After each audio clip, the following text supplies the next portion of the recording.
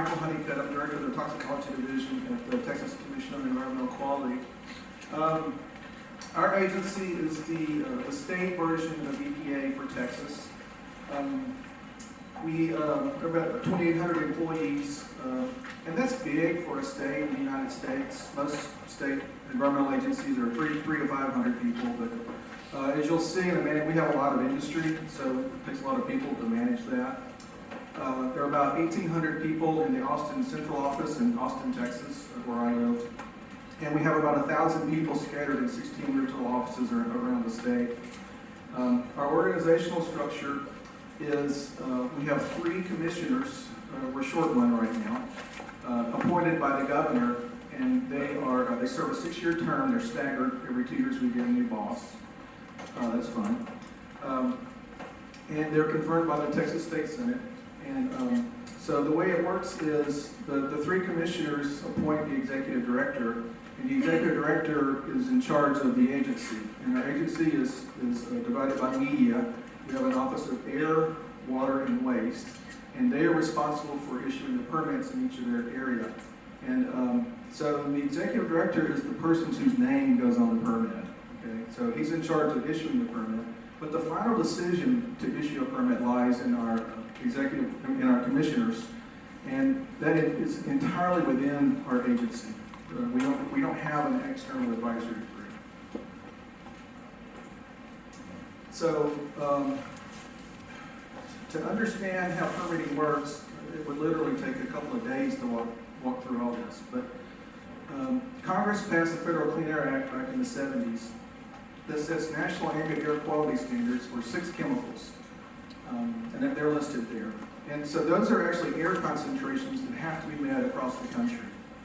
For other chemicals, there aren't national standards for those. The way Congress set it up is that EPA regulates the sources of hazardous air pollutants. And EPA has set, US EPA has set 187 chemicals labeled in as hazardous air pollutants. And they regulate the sources of those, not air concentrations. And so they issue maximum achievable control technology. They set that, or NESHAP's national emission standards for hazardous air pollutants. And again, those target those 187 chemicals in specific sources. The other chemicals, and actually those 187, states can regulate air concentrations of the chemicals beyond the max. Those are regulated by the states. And so there are 50 states in the United States, and each state has its own way of doing things. And so, like, for example, we have guideline values for the chemicals, not standards. And I'll talk a little more about that in just a minute. And the way it works in the United States is if a state wants to, they can have the authority delegated to them by the US EPA to issue permits. Actually, EPA does not want to issue permits. They actually try to talk states into taking that for them because it's a labor-intensive, time-intensive activity. In most states, the majority of states do have that authority given to them, but a handful don't. And then EPA takes care of those. But a state can delegate authority to a state if their program is at least as stringent as the federal standard. It can be more, because the federal program can be more. And they have the authority and the resources to actually manage the program or have a program. And this is in the statute, expeditiously implement the program in compliance with the program. And they have to comply with all federal regulations. And again, they can go beyond those. But the way it works in the United States is EPA approves the program, not the individual permits. And EPA doesn't overrule permits. They can comment on permits just like anybody else can, just like the public can, or other state agencies, or governmental agencies, or other people. So, but they don't overrule permits.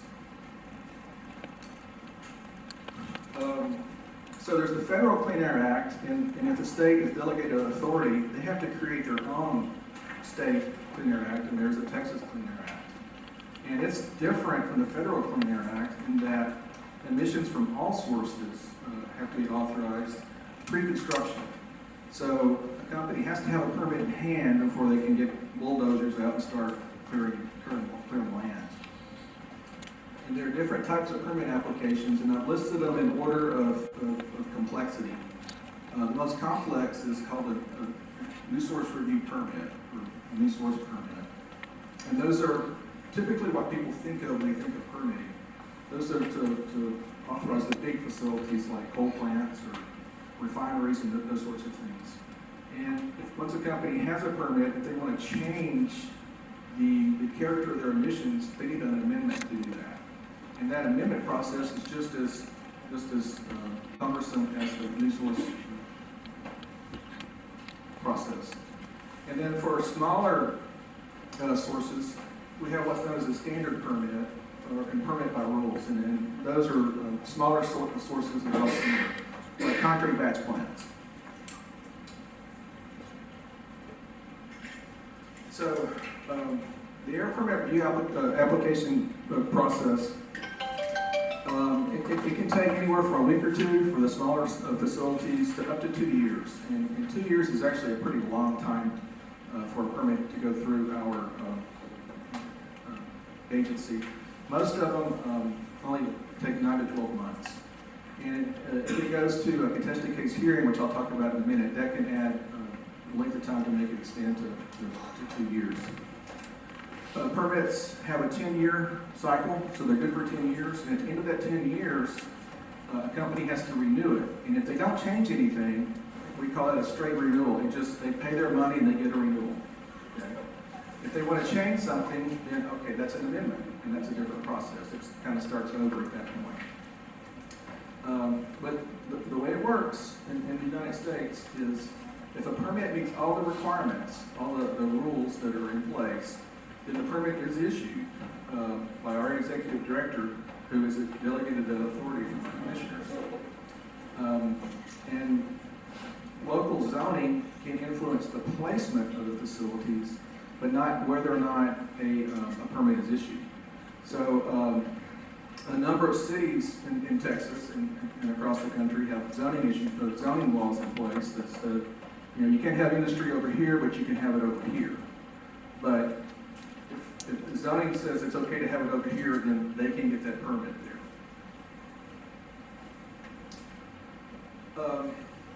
The larger permits, or the new source review permits, require public notice. So it's part of that process and when a company applies for a permit, it's an application. You download a form and you fill it out. It's a rather lengthy form. It can be several inches thick, but it's a form. And as part of that, we require the companies to post a copy of that permit, the completed application, in the local library of where they're going to put that facility in our local regional office. And then we require the company to do a public notice. And so they do that by placing an ad in the local newspaper and placing signs on the land where they want to build this facility. And then that starts a public comment process where the public can make comments to us on what they think about the permit. And as part of that, they can request a public meeting. And so we do a lot of public meetings. We'll go to the area and we'll rent a facility like this and invite the public to come in. And then people like me will stand up and give presentations and answer their questions about the permit that's in question. And during that public meeting, we take public testimony. And so people can stand up, they get a microphone, and they give their comments, they give oral comments, and then we have to answer those comments, and that becomes part of the permit application. And also during that public comment period time, people can request what's known as a contested case hearing. Okay, and I'll talk more about that in a minute. But the permit application that the companies submit, it includes all the sources that they're going to have on site, because every source has to be authorized. The source location, the estimated emission rates, both short-term and long-term, what controls they would like to put in place. And then that becomes a back and forth process with the company, because They want to put on as little controls as possible, but we want them to put enough controls on as possible. So we'll do modeling, and we'll say, okay, that's not good enough, you have to do more, and then they'll propose a better control. And so we do the back and forth process until we're happy, until the state's happy with that. And in the modeling, I'll talk about in just a minute. But we review all that. The control technology, the emission rates, we double check their emission rates, the dispersion modeling, and all that. And it undergoes both a legal review, a review by regional office, and a review by a risk assessment by the toxicology group, the people that work for me.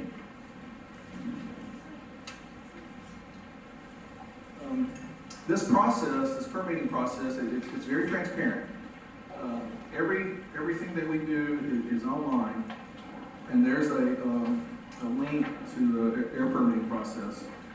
And again, like I said, the responsibility for that permit, issuing that permit, lies totally within our agency. But there are a lot of opportunities for public input.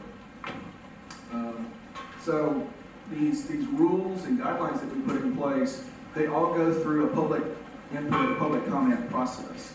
So the process that we use to issue the permit goes through public comment. And for the bigger permits, the NSR permits, the individual permits goes through a public comment process. So you can look, it's kind of hard to see, but I think it's in your book.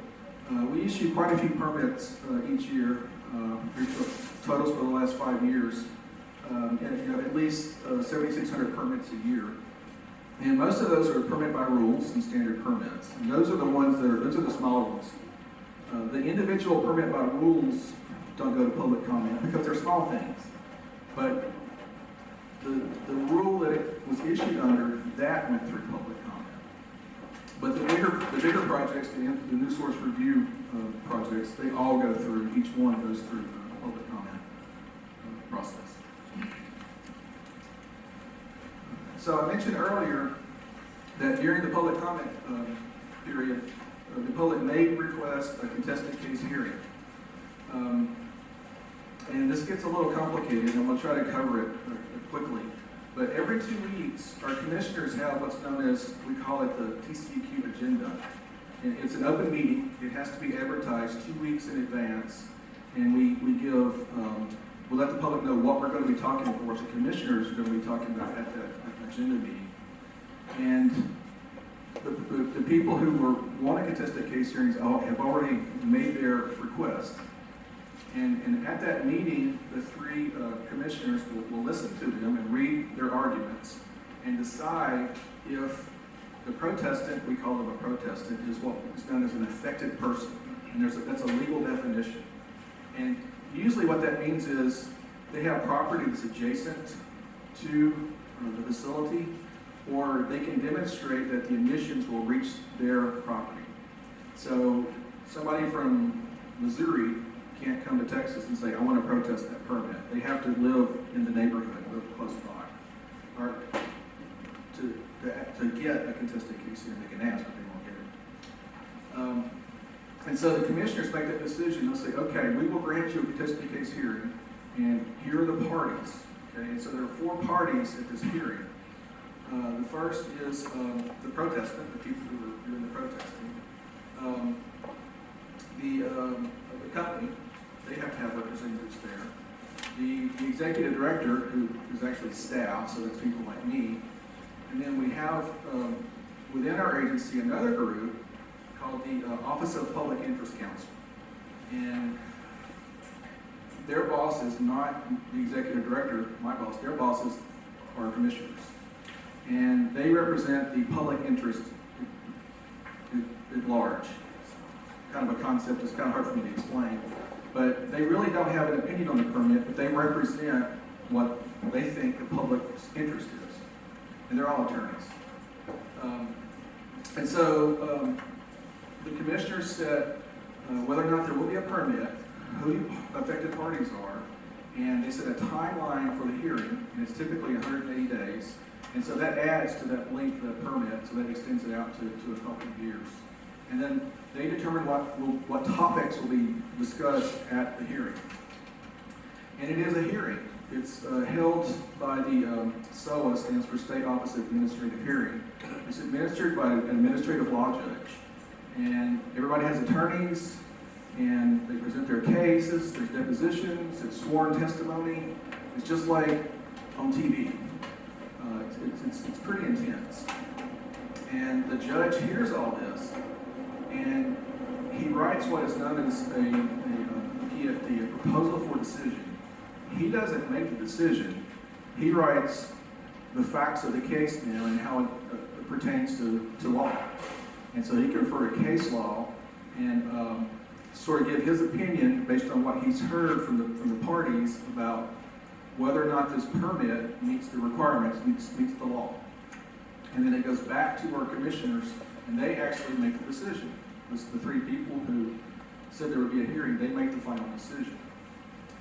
And what usually happens in this case is the protestants get concessions from the companies because it's a long process. It's very costly. Everybody has to hire attorneys to make a lot of money doing this, and so the companies, and they're losing money because they don't have their permit, and so they will offer things. Like they'll offer to, okay, we'll take more stringent permitting requirements.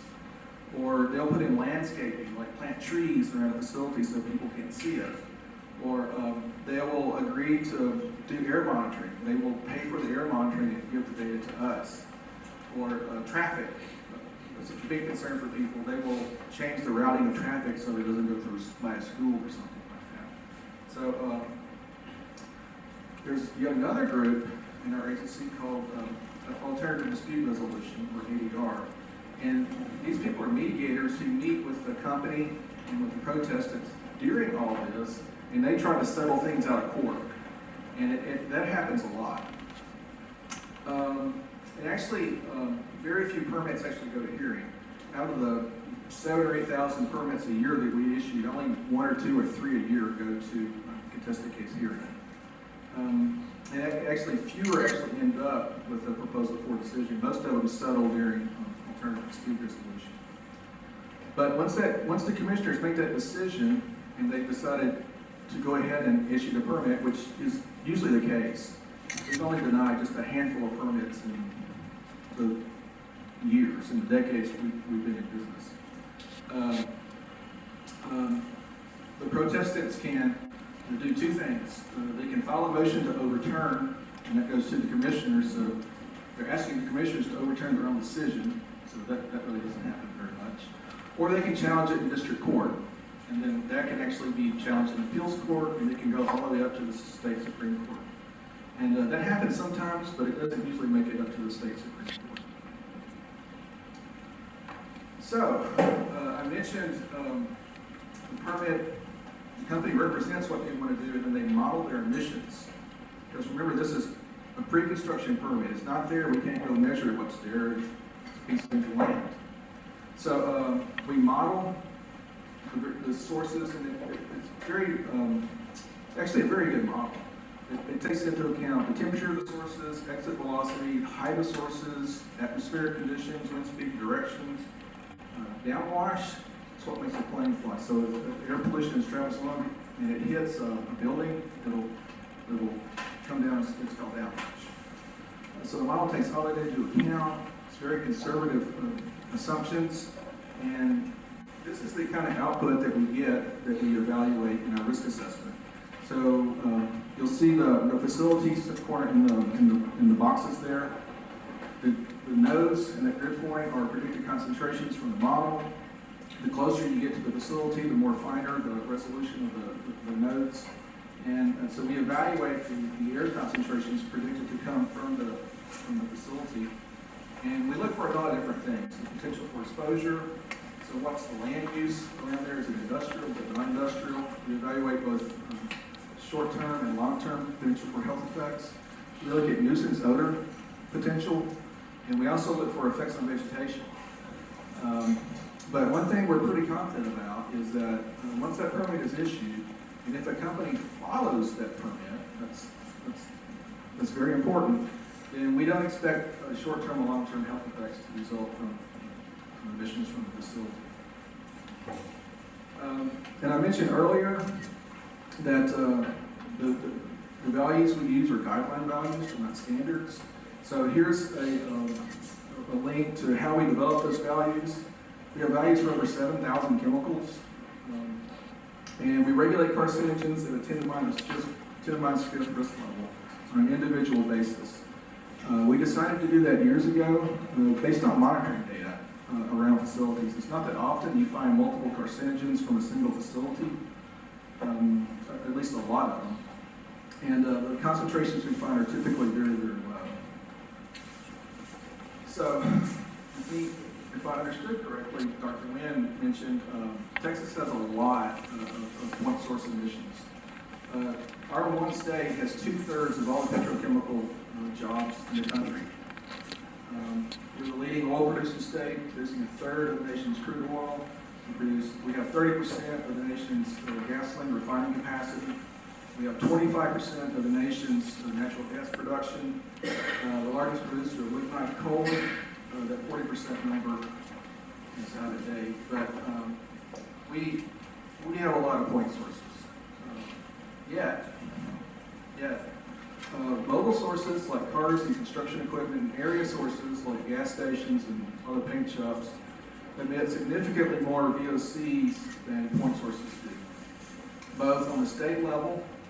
And if you look at Harris County, or Houston, which is where the largest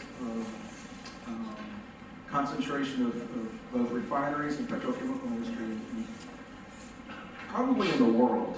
I don't know if I could say that, certainly in the United States, but maybe in the world, is in that little piece of land. Only 16% of VOCs in that area come from point sources. Again, area sources and mobile sources greatly predominate.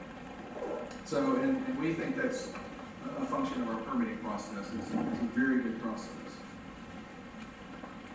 So, how do we tell if the permit requirements are doing their job? Well, the best way to do it is ambient monitoring. And we have a very extensive ambient monitoring network. I'm just going to flash through some pictures of monitors. That's what they look like. We have both fixed site monitors and mobile monitoring. Dr. Lynn was particularly interested in PM 2.5. So we have 75 monitors at 57 sites across Texas. So some of them are co-located. Very interesting data. If you look at co-located PM 2.5 monitors, compare the data you get, you'll be surprised at how variable two monitors sitting side by side get very different results monitoring the same air quality. And I'll bring that up in a minute. We cite this based on population, higher density population, and higher density sources, and we use EPA siting requirements. It's used for compliance with the PM 2.5 NAAQS. And right now, all of our monitors in Texas are meeting the current 24-hour standard, which is 35 micrograms per cubic meter. And just like in Taiwan, we've had some decreases in PM 2.5 levels. And also the annual standard, again, it's currently 12, and we're meeting that.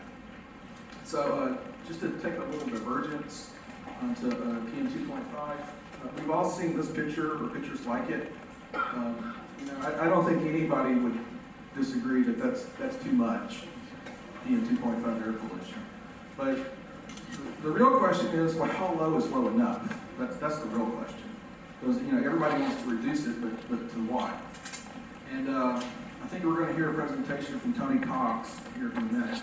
So I'm just going to throw these up, and I don't want to go through them, but these are some scientific considerations I think are very important.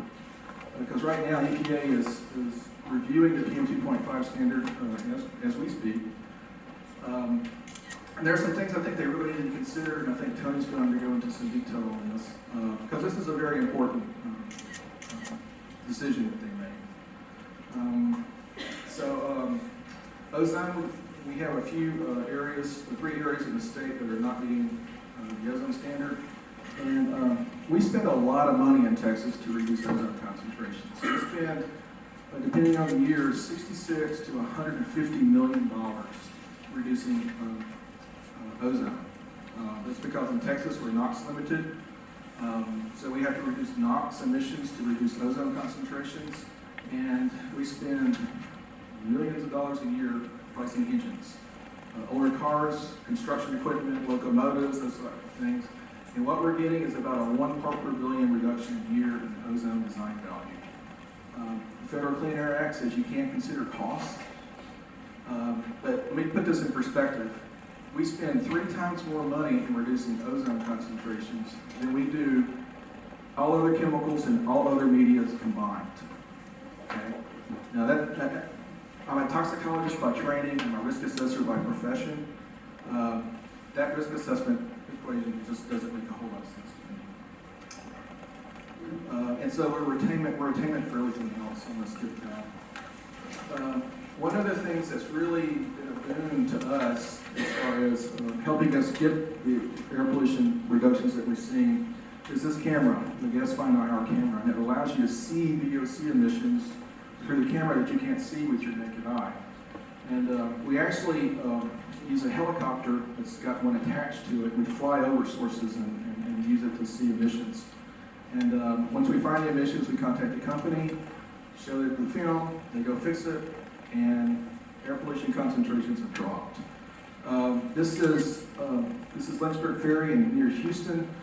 It's a very high concentration of refineries around it, and you can see this is annual average benzene concentration. You can see when we started using the camera till now, the concentrations just dropped precipitously.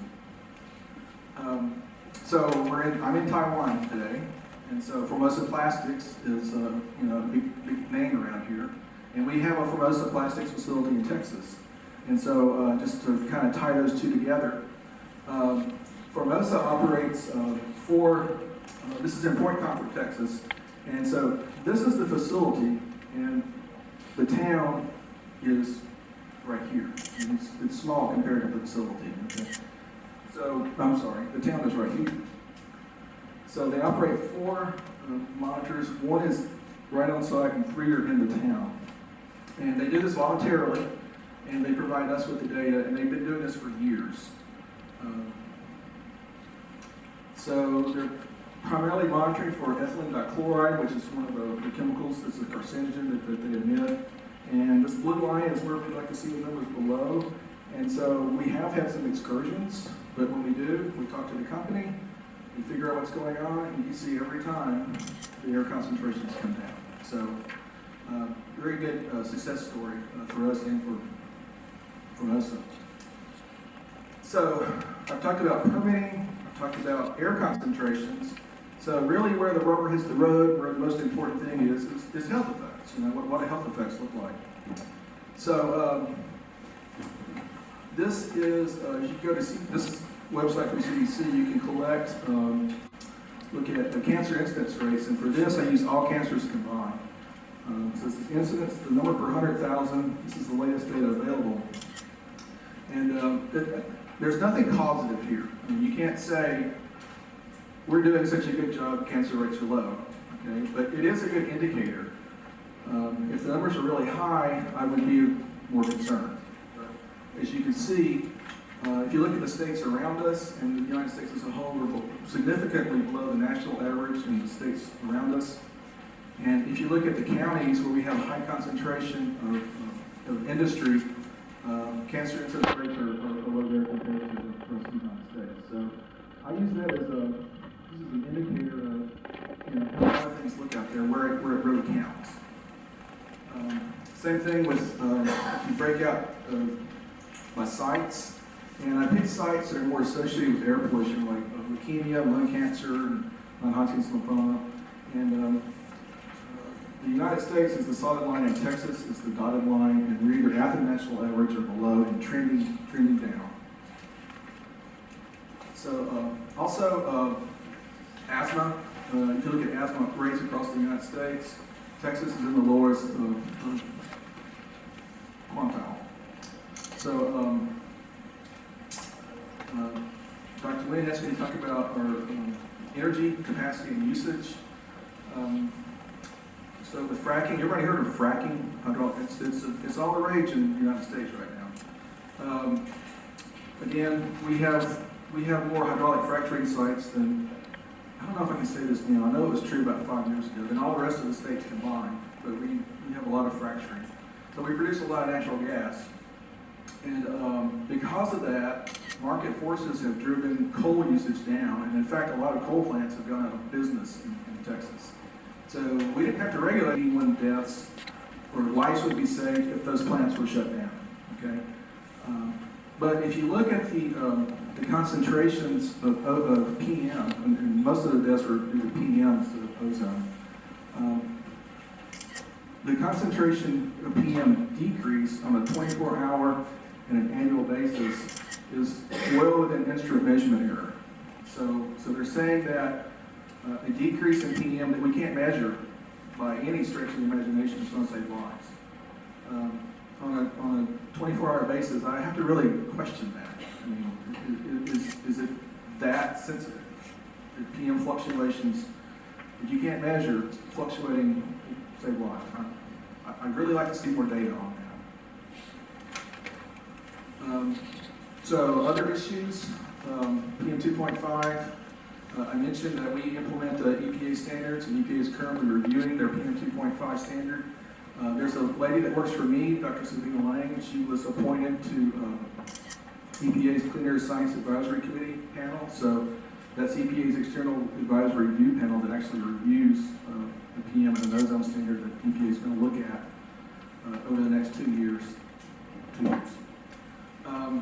And we use EPA's federal reference methods for compliance with the PM 2.5 standard. So we don't use things like satellite data and all the newfangled stuff that the researchers use.